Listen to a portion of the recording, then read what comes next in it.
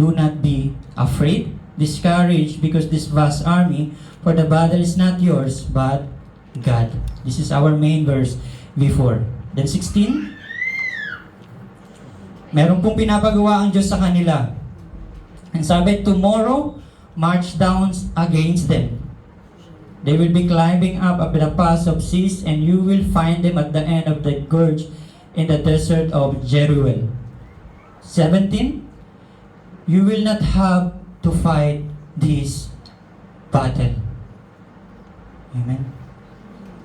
You will not have to fight this battle. This is the instruction of the Lord to them. Hindi nyo kailangang lumaban sa labanang ito. Amen. Ang sabi sa kanya, take up your position, stand firm, and see the deliverance the Lord will give you.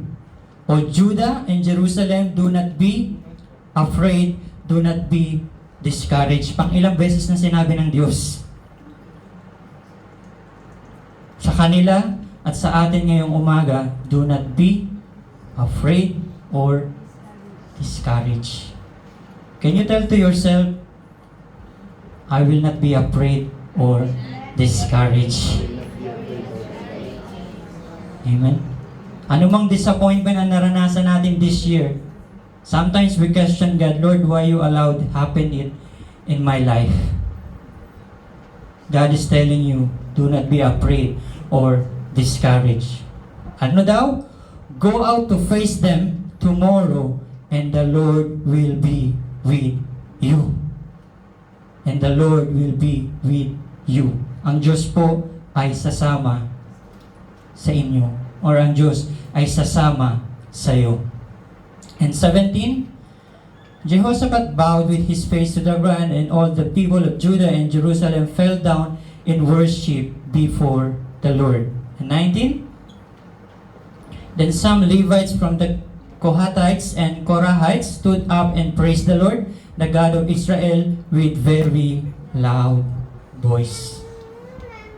So naging clear po sa atin, mayroon pong tatlong group na lulusob sa kanila.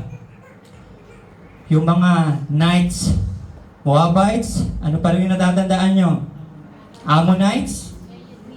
Humingi sila ng tulong sa Panginoon. Lord, may tatlong group na lulusob sa atin. What we will do? Ang instruction ng Lord. Ano daw po? Unang message ng Panginoon, do not be afraid or discouraged. Ano daw gagawin nila? You will not fight on this battle. Minsan yung instruction ni Lord, minsan magtatanong ka, Lord, bakit hindi kami lalaban? So pupunta ka ba doon para, alam niyo yun, mag-suicide? We will not bring anything. Hindi man lang ba namin ipaglalaban yung karapatan ko? Ayan. Sino dito yung mga ganun? Sino dito yung mga palaban? Walang palaban dito Amen? Instruction ng Panginoon, you will not fight in this battle. But pupunta ka dun sa battleground. Pero hindi kayo lalaban. Lord, how it's possible? Amen? Minsan kung if you will comprehend the Word of God, if you will comprehend, if you are truly deep sa pakikipag-usap sa Panginoon, minsan hindi mo siya maunawaan kung ano yung pinapagawa niya sa iyo. Amen? Until it reveals to you by the Lord God Himself also. So means 3 versus 1. That is the battle that will happen in this 2 Chronicles. Palagay niyo ba kung lalaban sila, mananalo sila?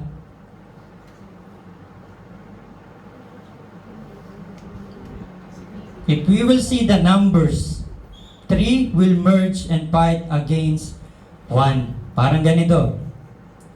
Kunwari si Kuya JR yung isa, kakalabanin siya ni Kuya Jeff, ni Kuya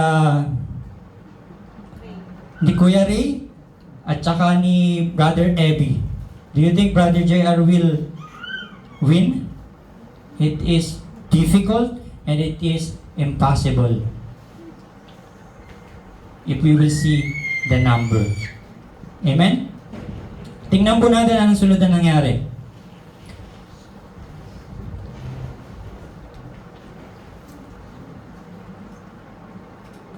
Early in the morning, they left for the desert of Tekoa. As they set out, Jehoshaphat stood and said, "Listen to me. Listen to me." Makinig kayo. Judah and people of Jerusalem. Parang ganito yung sinasabi niyo, may. Parang yung ganito yung sinasabi ni Jehoshaphat. Jesus the Good Shepherd, makinig kayo sa akin. People of the Philippines, people of Vietnam, people of Uganda, people of Myanmar, people of Pakistan, wherever you are, have faith in the Lord. Have faith in the Lord. Manampalataya kayo sa Diyos. Magkaroon kayo ng pananampalataya sa Diyos. Ano daw po? And you will be upheld. Have faith in His prophets and you will be successful. Listen. Ayan daw po ang key. Makinig sila. Verse 21. After consulting the people, Jehoshaphat appointed men to sing to the Lord and to praise Him for the splendor of His holiness, as they went out at the head of the army, saying, "Give thanks to the Lord, for His love endures forever." Anong napansin niyo po doon? Parang may mali. Pupunta sila sa gera at habang papunta sila doon, kumakanta pa sila. Yung kanta nila, "Give thanks to the Lord, for His love endures forever." How it is possible? Kunwari kayo, yayain ko pupunta tayo sa gera. Yung mga alam niyo po yung mga soldier na pumupunta sa gera, kahit po gaano katitibay ang loob niyan, still, makakaramdam po sila ng takot or ng kaba. Amen? But these people, while they are marching, going to the place of the battle, they are singing. Ayan, sino po dito yung nag-participate kanina sa praise and worship? Yun talagang umawit sa Panginoon. Nagpasalamat sa Panginoon. Amen? This is one of our weapon as a Christian, to praise and worship. Maybe you are thinking this is a normal thing. We will sing some song, then it's finished. But you did not know that while you are singing, a congregational singing is so powerful to move the power of God. Even you are alone to your room and you are singing praises and thanking Him, God heard you. And God is doing something in the supernatural world that you didn't know. Hindi mo po alam sa pagpupuri mo. Yung pagpupuri mo yung pumotekta sa pamilya mo sa araw na yun. Hindi mo alam sa pagpupuri mo, yung pala yung nagligtas sa mahal mo sa buhay nung araw na yun. Amen? So wag po nating maliitin ang ating pag-aawitan. So mga first time po namin nakasama dito. Sino po dito yung mga first timer? Ayan, I welcome you po sa love ng Panginoon. This is our one way of praising Him and worshiping Him. Umaawit po kami sa Diyos. Hindi lang po kami, baka akalain nyo ay may drums. Ganda ng beat. Party siguro yung napuntahan ko, hindi church. But it's our one way of worshiping Him through songs. And it's biblical. This story happened way back long time ago. And napupuntahan pa nila ng battle. But what they are doing, they are praising. Sing to the Lord and praise Him for the splendor of His holiness. Di ba? Sige po, continue po tayo. Ito na. Kumbaga kung sa story, ito na yung climax. Kumbaga sa movie, kung isang oras yung movie, ito na yung nasa 45 minutes. Huwag na huwag mong tutulugan. Kasi ito na yung pinakamagandang part. Verse 22, as they began to sing and praise, may nangyari. The Lord set ambushes against the men of Ammon and Moab and Mount Seir who were invading Judah, and they were defeated. And they were defeated. Pwede pala akong manalo kahit wala akong ginawa or hindi ako lumaban. Actually, may ginawa naman sila. But it is different in the way how God want them to be a victorious one. Amen? They sing and praise the Lord our God. So, posible po pala. Paano siya magiging posible? If God is with you. Kaya po I encourage each and every one of us, matagal ka man pong nananampalataya or nananambahan na sa iglesyang ito, you need to invite the presence of God in your life. Especially if you are a new believer, a newcomer in this church, invite Him to your life and you will see victory in every battles that you have.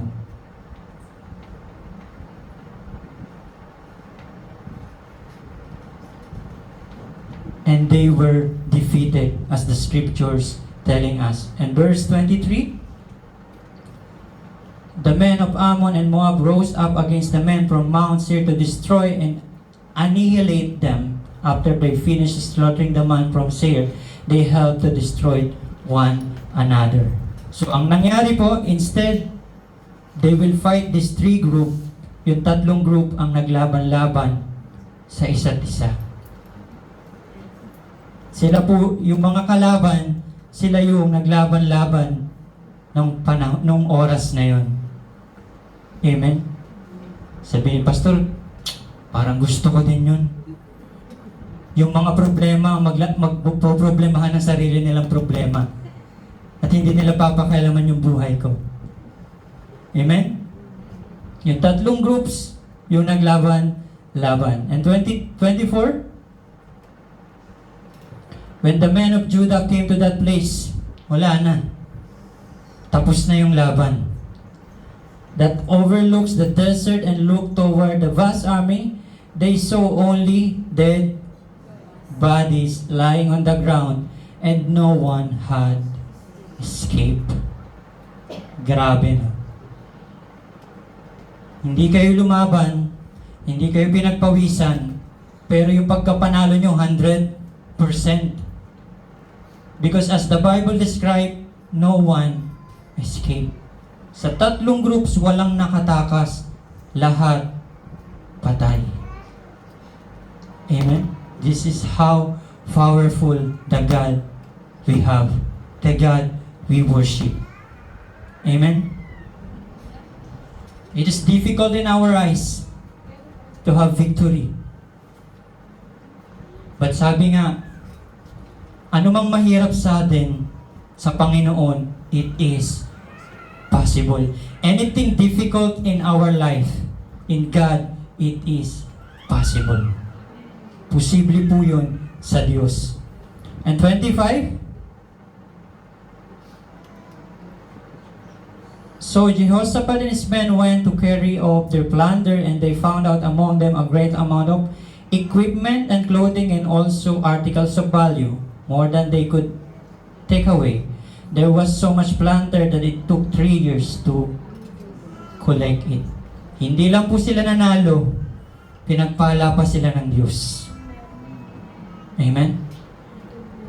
Kasi lahat ng kagamitan ng mga tatlong group na naglaban-laban, kinuha po nila yun. They take it away from them. And ilang araw daw po yung ginugol nila para makumpleto lahat? they took them 3 days.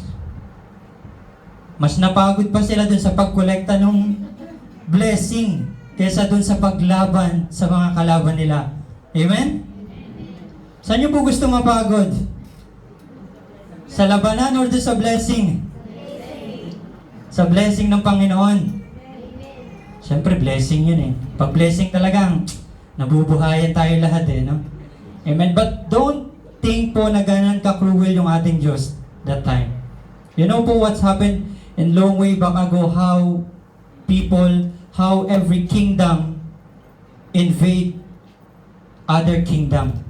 Especially the kingdom of Israel and the kingdom of Judah. They are very small kingdom. Amen? But they are always victorious because of the living God. 3 verses 1, sila ang nanalo, walang kahirap-hirap, and may blessing pa sila. Amen? Amen. On the 4th day, they assembled in the valley of Beraka, where they praised the Lord. This is why it is called the valley of Beraka to this day. 27, then led by the Jehoshaphat, all the men of Judah and Jerusalem returned joyfully to the Jerusalem, for the Lord had given them the cause to rejoice over the enemies. Bumalik po silang masaya, nagpupuri sa Panginoon. Amen. So now, Pastor, bakit po natin mahalagang pag-aralan yung story na to? Pupunta din po ba tayo sa gera mamaya? Pupunta din po ba tayo sa War 3 verses 1? Absolutely hindi po. But what I'm telling to you po, all of us have our own battles. Personally. Some you already shared to your friend. Some you keep it secret. And that's, ayun po yung pinakamahirap na part. You are battling something that no one ever know it.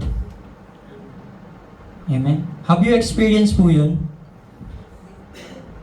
Amen? Yung problema sa'yo na lang. Ako na lang yung magdadala nito.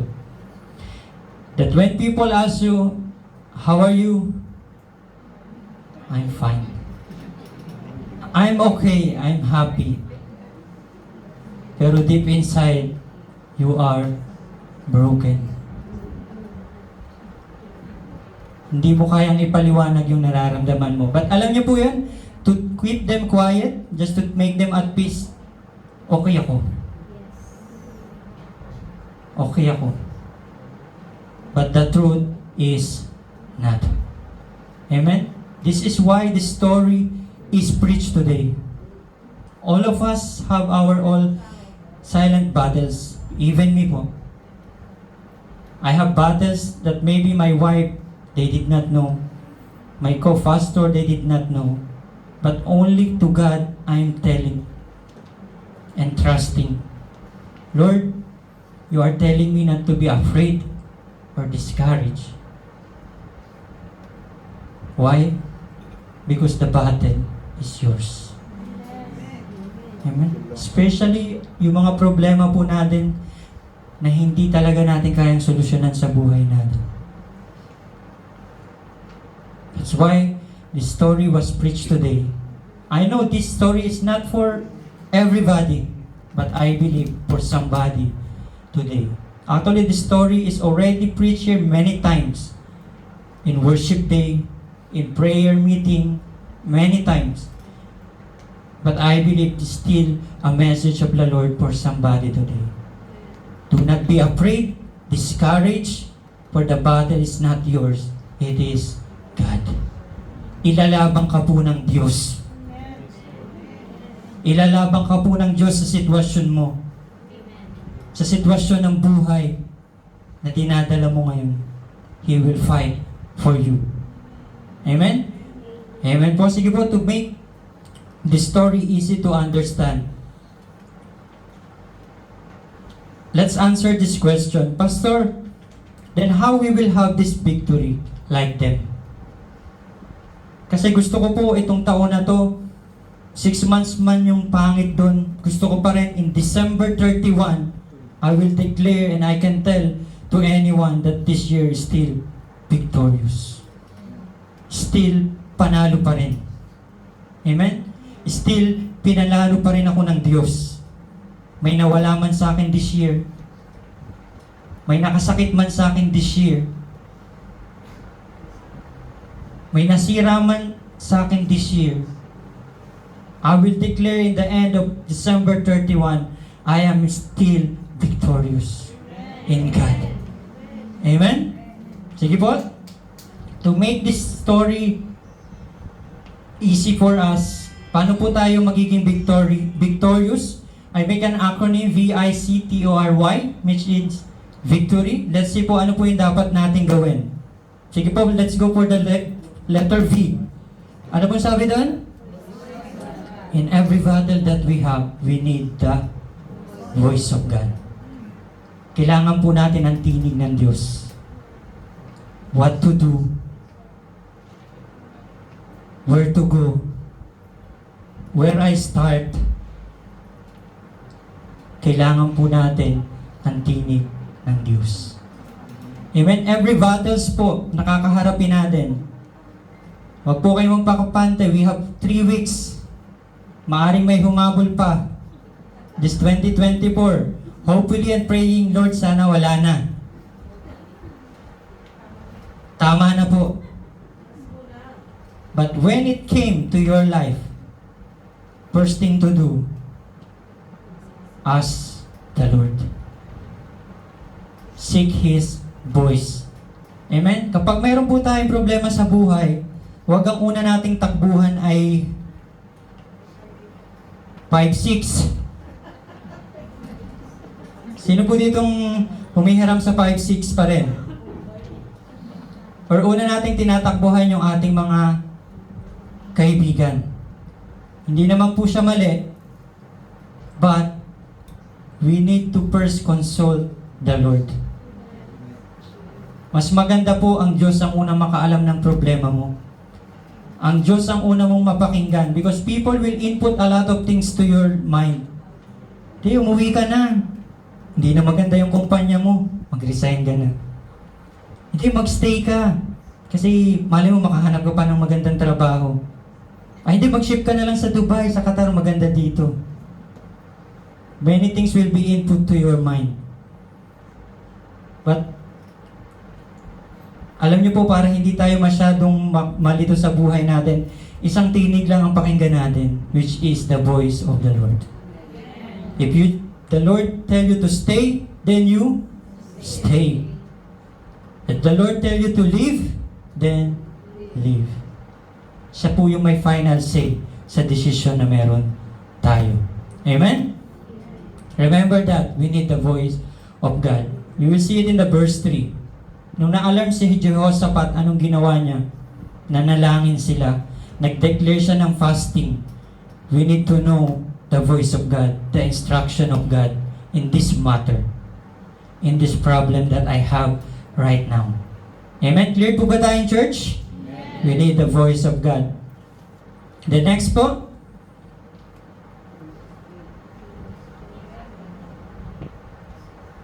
And ayan, alam naman po natin yung pinagawa sa kanila. When we pray, 100% God will answer.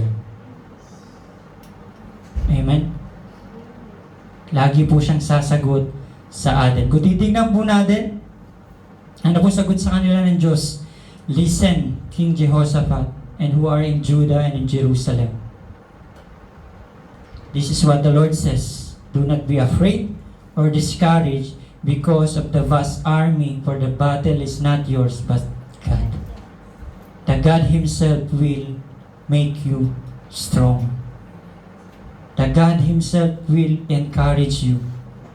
Amen? We need the voice of God. And paano po natin maririnig ang boses ng Panginoon?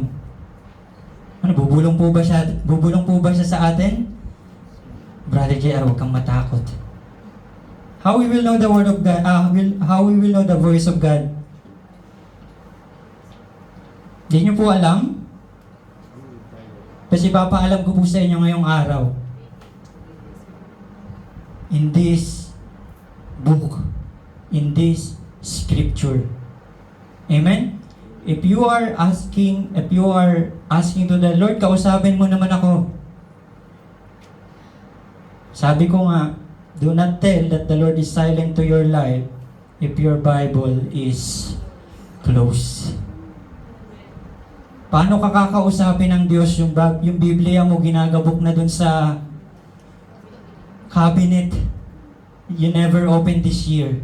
You never open this month. Dito po tayo kakausapin ng Diyos. Amen? Kaya po, I encourage everyone to have their own Bible. If you don't have a physical one, please download it to your mobile phones. Napakaliit lang po nung size niyan. Siguro mga 15 MB lang. Malaki pa yung size ng Facebook at TikTok. Kumpara sa size ng Bible na i-install nyo po. That will help you throughout your life. Amen? Make our Bible reading. Sige po, next. Letter I.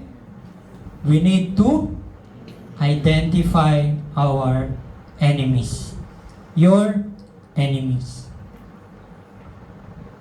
Alam niyo po, pag pupunta kayo sa gera, if you will go on the battle, it is important that you know where is your enemy. Why? Because the position of your enemy will lead you in which location you need to be stand on the battle. Baka nga hindi mo alam yung kalaban mo is nasa likuran mo. Wala namang katabi. Baka daw yung kalaban ay katabi mo or nasa likuran mo. Hopefully not. Amen? That's why it is important we know our enemy. Last time I preaching, I made clear of this, that we have the real enemy in this life. Amen? Hindi po yung inyong mga madam, hindi po yung inyong mga asawa, hindi po yung inyong mga kaibigan na nag-betray sa inyo.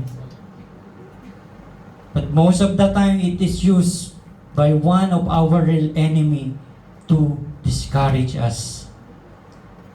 Sino po ang ating real enemy? We have our real enemy, which is Satan. He loves to destroy. He wants to kill. He is a thief. Masaya siya kapag may nakikita siyang sirang pamilya. Amen? Masaya siya kapag meron siyang nakikitang broken marriages. Masaya siya pag may nakikita siyang mga anak na nagre-rebelde sa magulang. He is enjoying it.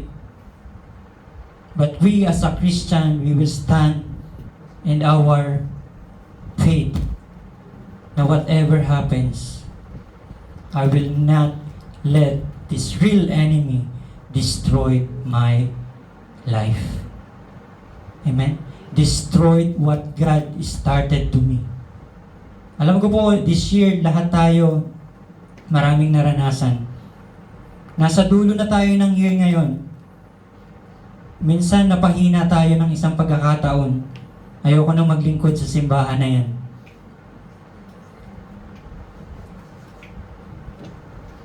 I always been there.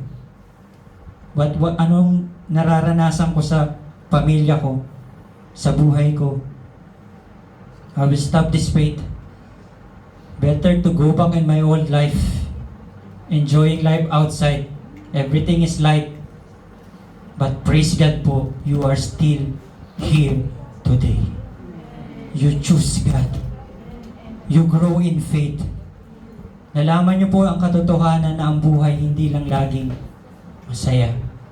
Amen? Especially when you have God, if you accept Christ as your Lord and Savior. Hindi po pinangako ng Diyos na kapag nagkaroon tayo ng bagong relasyon sa Kanya, wala ang problema ang darating sa atin.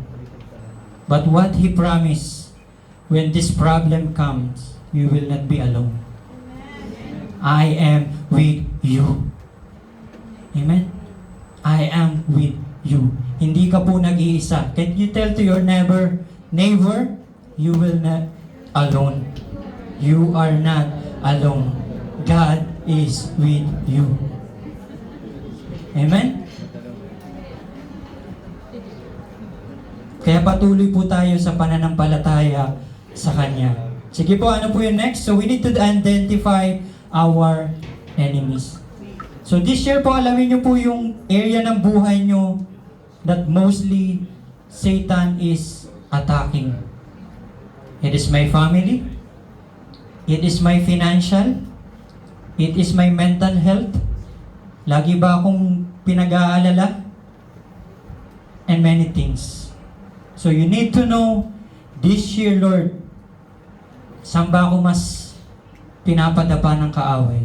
You need to know the area ng buhay natin kung saan lagi tayo pinapadapa ng kaaway, and you need to pray for it po. Amen po? Amen. Love life po ba? Amen daw, sabi ni nanay.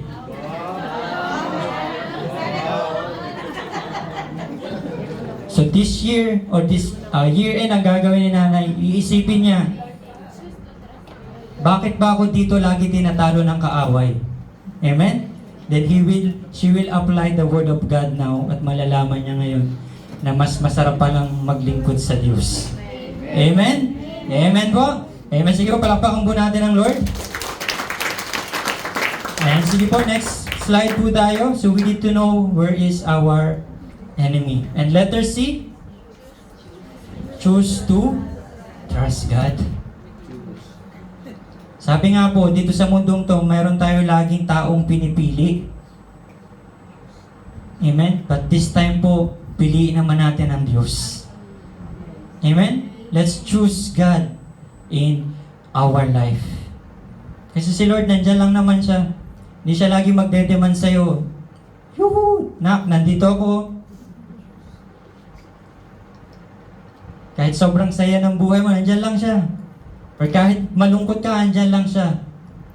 But you need to choose Him. Piliin natin ang Diyos. More than anything else.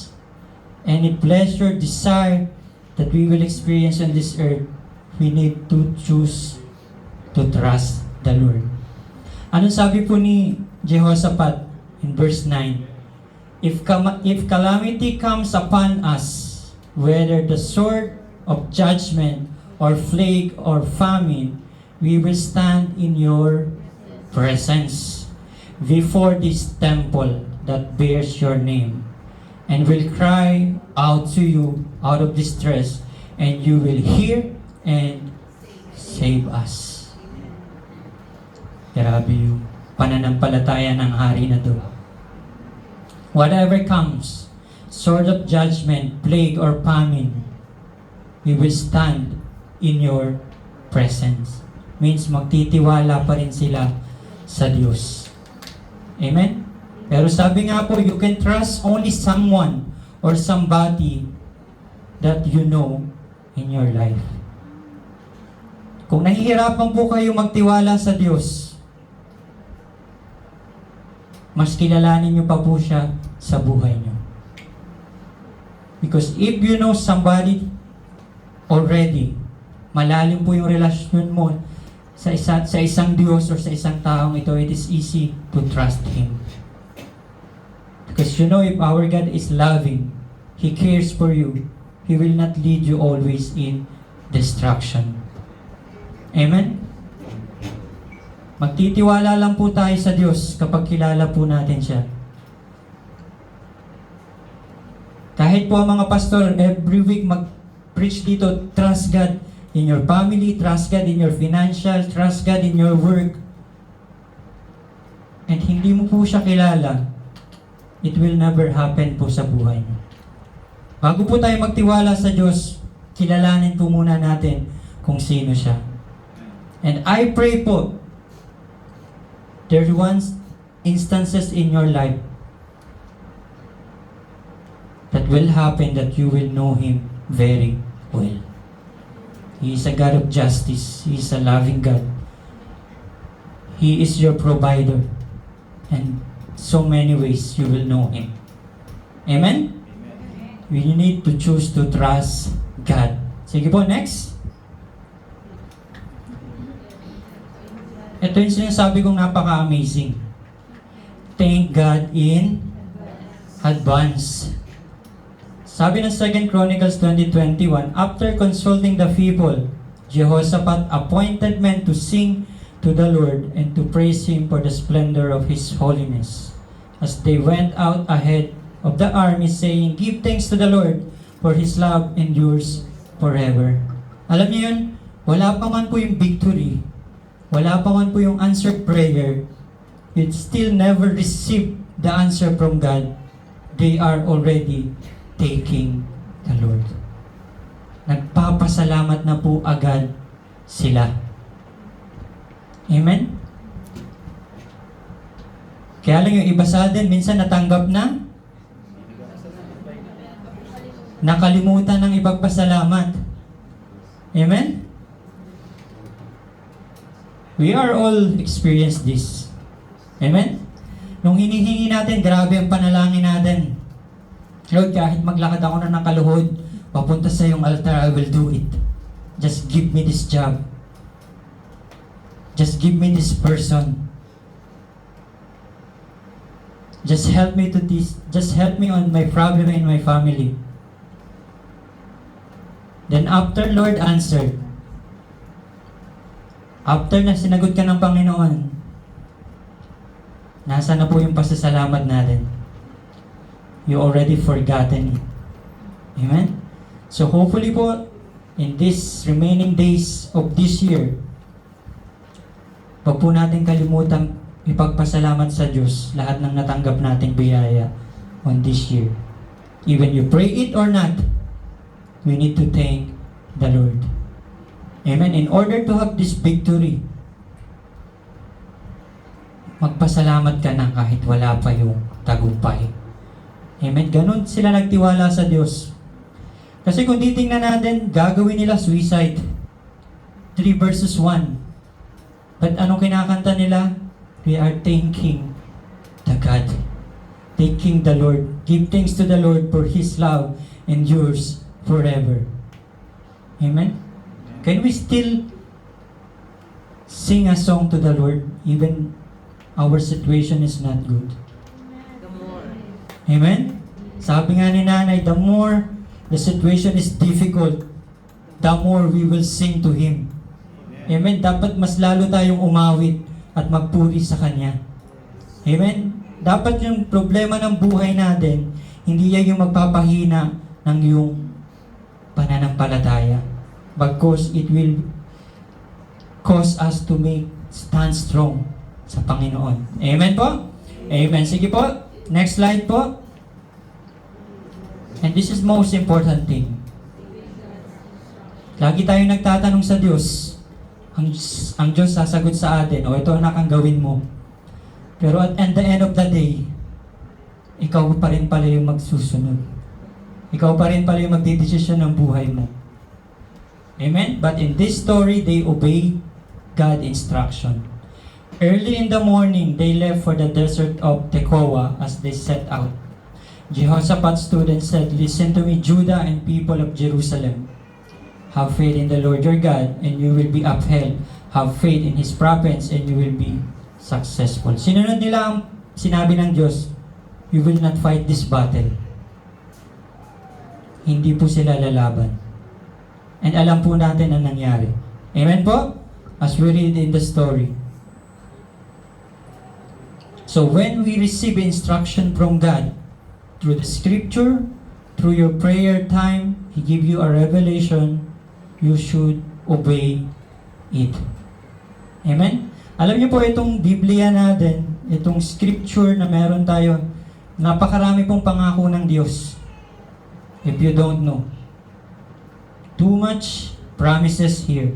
But alam niyo po yan, every promises that He said here, before it fulfilled, before it happened, we need an obedience.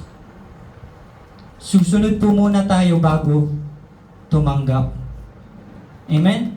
Iyon po ang konsepto ng ating Biblia. Hindi po muna tatanggap tayo, then saka tayo susunod. Ang correct way po, we should first obey and we will receive His promises. Amen? Napakarami po. I hope you remember some of them. Maging excited po kayo. This coming New Year is New Year Eve. Muli po tayong kukuha ng God's promises na dadalhin po natin sa buong taon. Amen? Hopefully po yung God's promise nyo na nabunot last year is natatago nyo pa or natatandaan nyo pa. Amen? Sige po, next po tayo. Rely on God's power. Rely on God's power. Anong prayer ni Jehoshaphat? Our God, we do not judge them, for we have no power to face the vast army that is attacking us. We do not know what to do, but our eyes are on you. Amen? Did you receive something on that word? We do not know what to do, but our eyes are on you. You know, but the moment you surrendered your life, your situation to God, you admit to yourself, Lord, in this situation, I cannot do anything. I need you. I need your power.